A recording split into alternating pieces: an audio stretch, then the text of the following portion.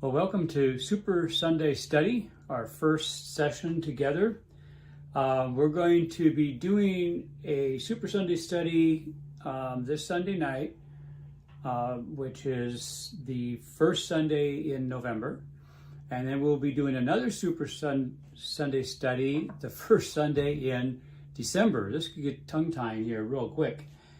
And these first two sessions, we're going to talk about what's going on. And we're going to do part one tonight, and then part two the first Sunday in December. Starting January, we'll probably be going to every other Sunday, the first and third Sundays. And later on in 2024, we may go to every Sunday night. So we're kind of building momentum a little at a time here as we go. I really felt like this topic is important right now with everything that's going on in the world and especially in the Middle East. And I had done a sermon in Belize a year or so ago that was kind of on the same topic. And so what I'm going to do tonight is I'm going to go through this rather quickly as far as a lot of introductory kind of stuff. This is kind of like an introduction tonight. I'm going to show you some pictures of some things around the world that seem to almost be somebody's been looking in the Bible and making sculptures and different things like that from what's in the Bible. It's kind of interesting to see. And so anyway, that's kind of what we're going to do tonight. And then the next Super Sunday Study, we're going to be focusing more on the details of a number of the topics that we're going to talk about tonight. So we're going to go into more detail in the next session in December. But our nation is in great peril. We look at not only what's going on in the Middle East, but also what's going on with our southern border in our country and the number of terrorists that have come across that they've caught. And then you kind of think about, okay, and how many terrorists have they not caught? How many sleeper cells do we have here in our country? So our nation and our world is in really great peril. And I think that the next 5 years is going to be very interesting and very difficult as time goes along. I believe that with some of the things that are going on in the one world government structure, the one world government isn't totally in force yet, but we started with the United Nations, and now we've got the World Economic Forum and a few other groups going on, all with the idea of having a one world government, and all nations would become nation states of the one world government. That's been the focus for some time, and it's really starting to take form now in a lot of different ways, including the digital money that's coming along in the next year or two. I believe that within the next 2 years, you will no longer have any cash in your wallet. You'll pull your wallet out and you won't have any of this in your wallet. You may have one of these, a card, in your wallet, and eventually they're going to push for even getting rid of that and putting a mark on you somewhere to handle that. And we'll talk more about that in the next session, but we're going to touch on it a little bit here. But I really believe that with all the things that are going on in the world today, we need to be aware of those things, and then in turn make sure that we are prepared for the soon return of Jesus Christ. Because when we look at all of these things, we know that things are getting really close really quickly.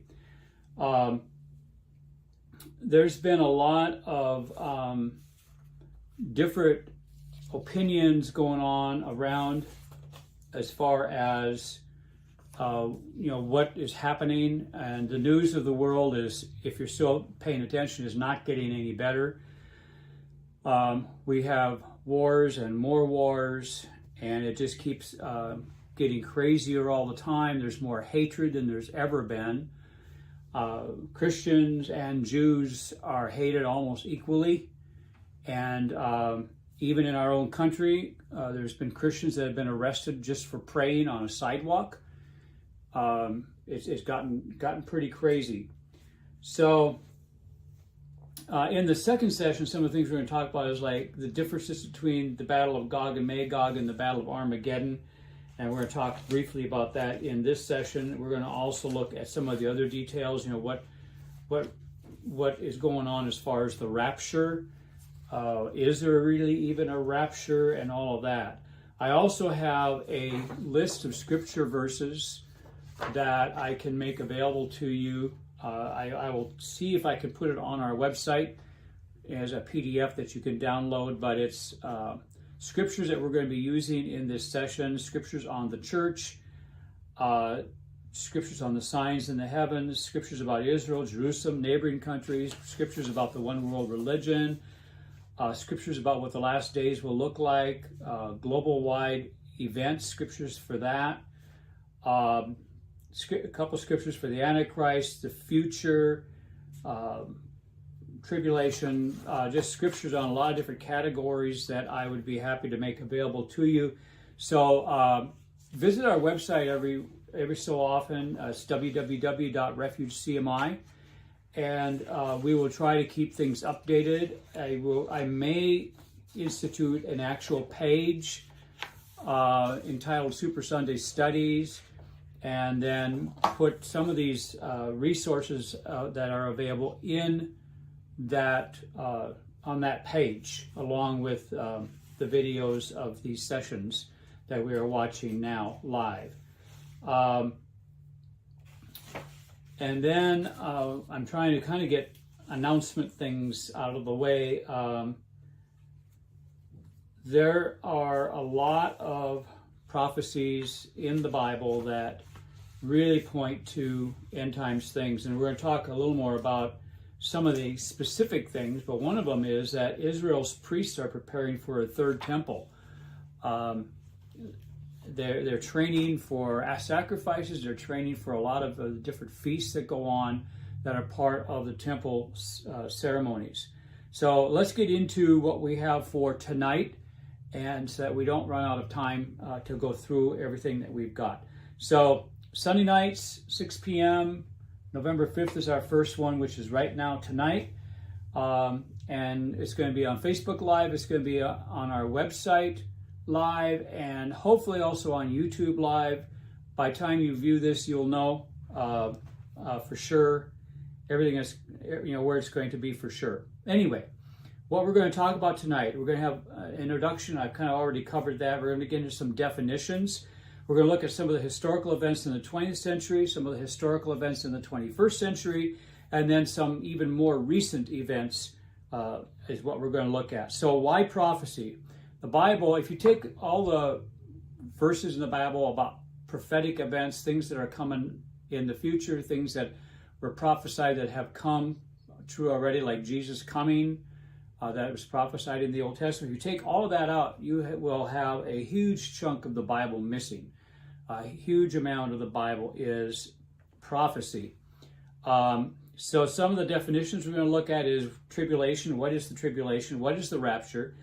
The Battle of Gog and Magog, the Battle of Armageddon, and the Millennium. And I will kind of preface this by saying that there's a lot of differing opinions about some of these topics, and we're going to go into more detail on the differing opinions in the second session in December.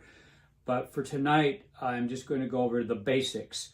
So the tribulation, it's mentioned in the Bible, and it's a 7-year period of great distress for mankind.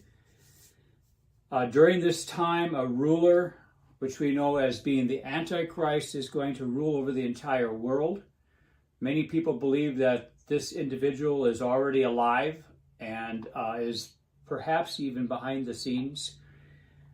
We don't know that for sure. The first 3.5 years of the tribulation, he's going to convince the world that he can bring peace. And the first 3.5 years will seem peaceful enough. But the second 3.5 years, he's going to be like a tyrant. He's going to appear in the third temple, which he will have helped get built. He'll have helped the Jews build it, many people believe. Right in the middle of the 7 years, he's going to appear in the temple and declare himself to be God. And that's the abomination of desolation that the Bible talks about. And as he walks out of that temple, he suddenly becomes the tyrant that he really is, like no others. Also, the second 3.5 years, we'll see the wrath of God poured out on the earth, which is not the case in the first 3.5 years. The rapture is an event that's alluded to in the Bible as a catching away to the clouds when the trumpet sounds. Some people don't believe there is a rapture, and they don't believe there's a rapture partly because the word rapture is not in the Bible, which is a kind of a weak argument, I believe. But they have other reasons, and we're not going to get into all that tonight. There are at least 4 views on the rapture. One is that there isn't one. Then the second one is that there's a pre-tribulation rapture before everything goes crazy. The third view is that there's a mid-tribulation rapture. And then finally, the fourth view is that there's a post-tribulation rapture, which is a little bit confusing because how you're going to get raptured up into the clouds to come immediately back down. You know, is Christ going to come in the clouds and pause and everybody gets raptured and then he's going to come down? That's the only way I can see the post-tribulation rapture working. There's other opinions on that as well. A few say there's no rapture because the Bible doesn't use that word. Others say it will happen at the end of the tribulation. Others believe it'll happen in the middle. And many believe it's going to be at the beginning. And we're going to talk about all of those. And I lean towards the beginning, and I will explain some of those reasons why I lean in that direction. The Battle of Gog and Magog. This is a battle that occurs at or before the beginning of the tribulation. And it's a battle that involves Russia and Iran, which is the old Persia, and a number of other nations in the area. It's not the whole world coming into the battle. It's a certain number of nations, including Russia and Iran and others. Some believe that's what's happening right now in the Middle East with this recent Hamas attack in Israel, that this could be a lead-in to the Battle of Gog and Magog because it's involving those very nations that are talked about in Scripture that are going to be part of the Battle of Gog and Magog. And not all of those nations are involved yet directly, but they are involved indirectly. Russia is sending aid, China is sending aid, et cetera, et cetera. So many believe that that's coming. Armageddon. This battle occurs at the end of the tribulation and involves all the nations of the whole earth coming against God, not just Israel, with the Antichrist leading them. And it's a battle not against Israel, but against God. So it's a little different focus. And so Jesus comes down from heaven with the saints to do war with the nations, and he defeats them. And then he ushers in the new heaven and the new earth and the millennium, the 1,000-year reign with him. The millennium is a 1,000-year period after the tribulation where the church reigns with Christ in the new heavens and the new earth. During this time, Satan and his demons will be absent because God will have them confined to hell for that 1,000 years. So let's take a look at 20th century and what has occurred there. In 1948, as you see with this picture of this newspaper here, the state of Israel is born. And immediately from that point, for the next couple of years, Israel was under attack from the neighbors all around. And these attacks continued. But Israel always came out the winner in every one of those little battles. So that was the first big turning point. There was basically from the time that Christ ascended into heaven until 1948, there wasn't a lot of prophecy fulfilled. There was some things going on in the background, but this was like the big wake-up call, like, okay, we're getting into the last days. Not necessarily the last of the last days, but we're getting into the last days. And so that kind of woke everybody up. And then in 1967, there was the Six-Day War. And in this war, all of Jerusalem finally came under Israeli control. So the Jews were able to take over all of Jerusalem. And that Bible talks about a prophecy fulfillment when the age of the Gentiles is fulfilled and the Gentiles are no longer trotting down Jerusalem. In other words, in control of Jerusalem. So 1967 was the next big key event that showed that we were getting closer to the end time. Now, the Bible talks about that the generation that sees these things take place will be here for the end, for the rapture and all of those things. And if you look at how long is a generation, 1948 might be a little bit of a stretch, but 1967 would include most of us that are still living. All right. Then we move to the 21st century. And there are some other things that occurred in the 20th century, but those were like the biggies, the big events. In the 21st century, specifically under the leadership of President Trump, the U.S. Embassy was moved to Jerusalem. So the U.S. recognized Jerusalem as the true capital of Israel. And a number of other nations did the same thing. Also, the Abrahamic Accords was the beginning of trying to bring peace in the Middle East between the Arabs and the Jews. Now, keep in mind that the Arabs is not the same as the Muslims. The majority of Arabs lean towards the Muslim faith, but there are also Arabs who are Christians, and so you cannot combine Muslim and Arab together. They're two separate things. But the Abrahamic Accords was to try to bring unity and peace with Israel's neighbors and with Israel, and that there was some accomplishment in that arena. Some other things that you will notice in our world today. This here is a picture of a euro. And you will notice that the image on the euro is a woman riding a beast. Have you ever heard about that anywhere else? And the answer would be, of course, yes. You hear that, or you can read about that a lot in Revelation. And there's different theories on who the woman on the beast is. We'll talk about that next time. But there's one of the symbols that you read about in Revelation, right out there in the wide open spaces in our world today. Also, in front of the European Union Parliament building and in front of the United Nations are, this one's not in front of the United Nations, it's in the United Nations headquarters. It's a poster or painting, but both of them, again, it's a woman riding a beast. So the UN has that, and the EU also has that. And so, again, we see this symbol being visible in our world today. And, 100 years ago, that would not have been the case.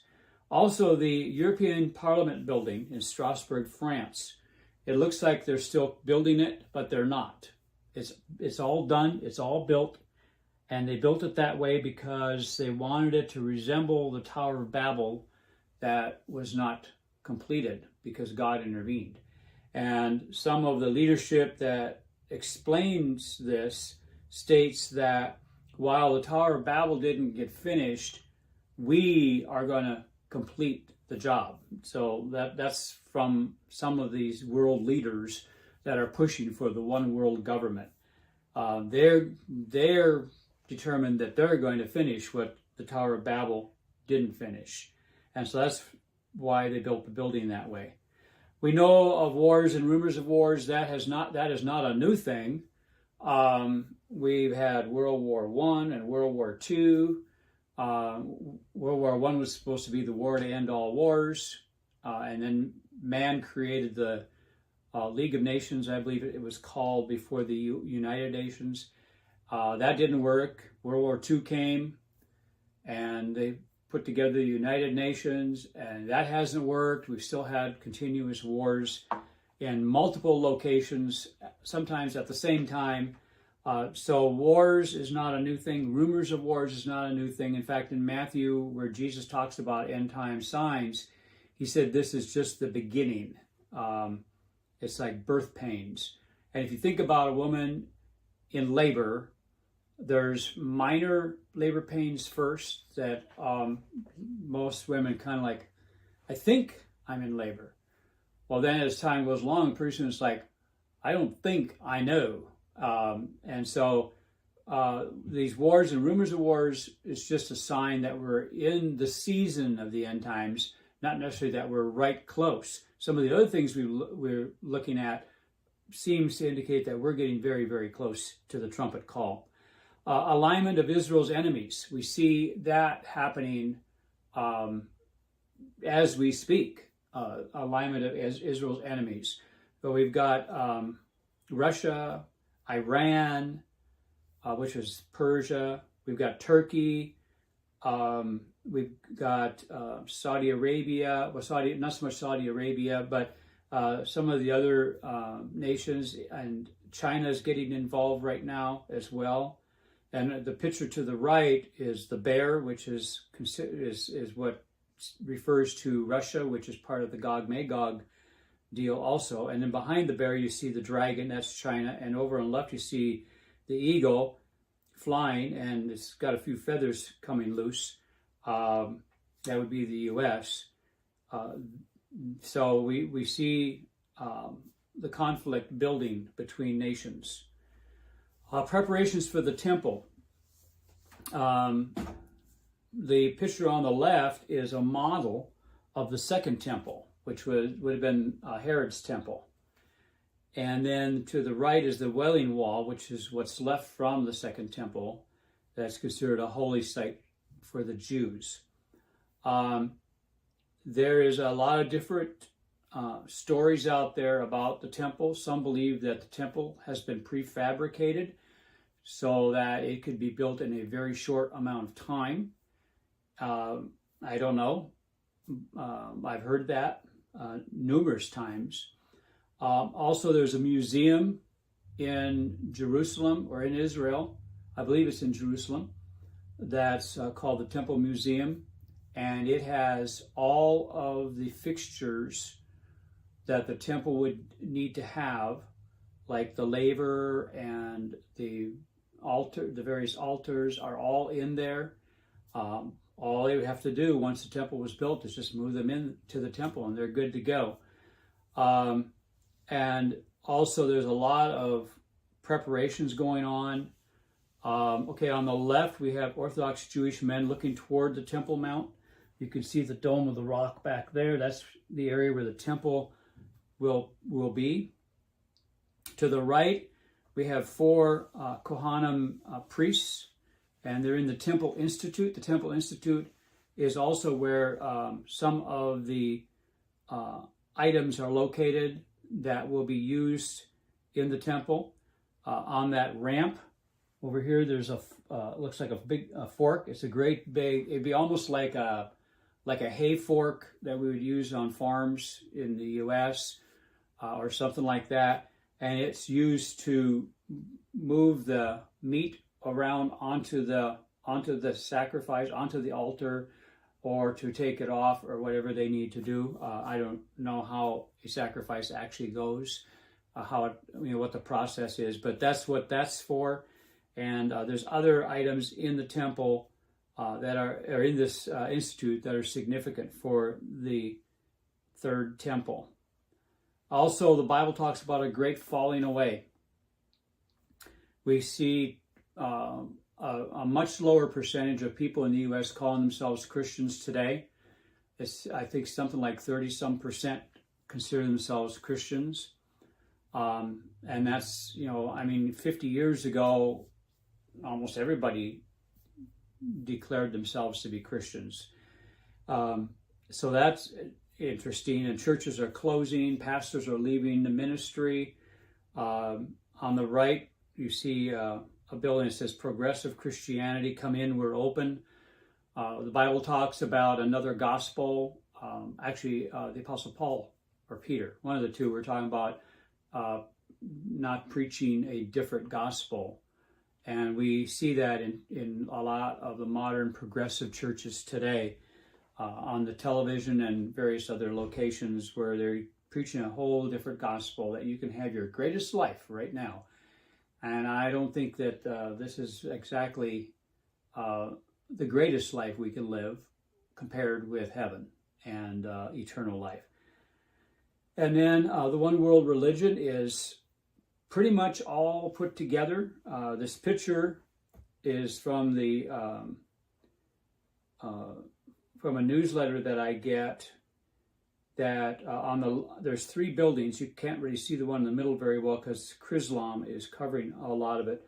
But there's 3 buildings in this compound, and one building is a Jewish synagogue. Another one is a Muslim mosque, and the other one is a Christian, like a chapel, I guess you could say, not really a church per se. And the idea here is that they want to put Christianity and the Jewish faith and the Muslim faith all together into one religion, where everybody accepts everybody else's beliefs and makes adjustments in their beliefs to go with the other people's beliefs. The Roman Catholic Pope and one of the imams have been working on Chrislam for a number of years, and it's coming together very rapidly now. And so that's something that, we can be concerned about and be praying about, that people will not fall into that trap and accept this one world religion, because it's a false gospel. Another area is money control. The Antichrist, the Bible says, will be able to determine who can buy and who can sell. And if you don't bow to him, if you don't subscribe to his one world religion, if you don't subscribe to his idea of how things should be, he can shut you down. And, 50 years ago even, I was thinking, how is he going to do that? Because I've got my money in my pocket. Well, like I said, cash is going to be gone very, very soon, and we'll be going all digital. And so there's some pictures there that kind of shows that. We already have had food shortages and famines, but it's going to become a worldwide epidemic. And so is there any good news? Well, yes, there is. And that is that God is in control. It may look like the whole world is falling all apart, and in some ways, from a human perspective, yes, it is. But God is still in control. And God has a plan. And for those of us who are Christians, who are born again, who are living our lives for him, and have sold out to following Jesus Christ, we have a great future to look forward to, because we are not part of this world economy or this world's philosophies, but we are part of following Jesus Christ. And so there is good news, and we have really nothing to fear at all. The next Super Sunday study is going to be December 3rd, and we're going to get into some of these prophetic events like the Battle of Gog and Magog and some of the other things that we did definitions for. We're going to get into more detail of those. We're not going to be looking at the pictures of the different items as per se like we did today or tonight. And then we're also going to talk about some of the prophecies that are yet to be fulfilled. And so that is going to be on December 3rd, same time, same location. So I want to encourage you to join us once again on December 3rd to hear part 2 of what's going on. God bless you. Thank you for joining tonight. And we'll see you on Monday morning for Monday Morning Motivation. And we'll see you on the first Sunday in December for part 2 of our study tonight. God bless. Bye-bye.